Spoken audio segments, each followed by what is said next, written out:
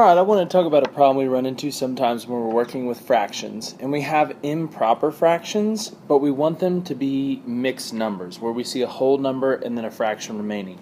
So what I did first is I gave us a starting point. We have 23 halves. Now obviously this is improper because my numerator is greater than my denominator. So the key in turning this into a mixed number is realizing that our fractions are just division problems. And that's our top number, or our numerator, divided by our bottom number, or our denominator. So what I'm going to do to put this into a division box is I'm going to put my top number inside my division, and I'm going to put my bottom number, or my denominator, outside. So numerator goes in, denominator goes out. Now I just divide like normal. Well, 2 goes into 23, or 2 goes into 2, excuse me, one time for 2. Then I bring down my 3, 2 goes into 3, one time for 2, and I have a remainder of 1. Now, if you know how to work with decimals and divide with decimals, you could keep dividing this out, but right now what I want to focus on is how to turn this remainder into a fraction that we have left over. What we're going to do is we're going to say, alright, I have a remainder, so that lets me know I have a part of a whole left over.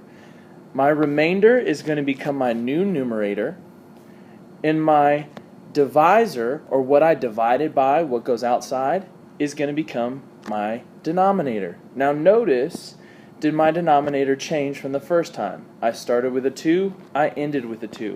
That's how it should always work out. And now my mixed number is going to be 11 1/2.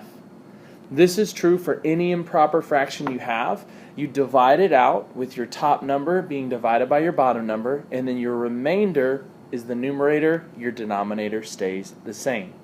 Now let's talk about, say, if you had a mixed number, but you want to go to an improper. Say you were going to be dividing it or multiplying it or doing something like that, something where you have to have it in improper form.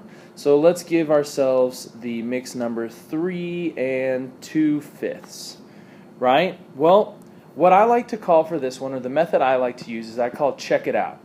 We're going to make a check. And what I'm going to do is I'm going to do 3 times 5, and then I'm going to add my numerator. So first, 3 times 5 is 15. Then I need to add my numerator, which is 2, and that's going to give me 17. This is going to become my numerator, and my denominator stays the same. And here we are now as an improper fraction. If I wanted to go back just to practice the skills we were just talking about, I would divide it out, put my top number inside, 17 divided by 5. I know 5 goes into 17 3 times for 15. My remainder is 2, so that becomes my new numerator, and my denominator stays a 5, and there I'm back at my 3 2/5. So that's kind of an easy way of going back and forth between mixed numbers and improper fractions.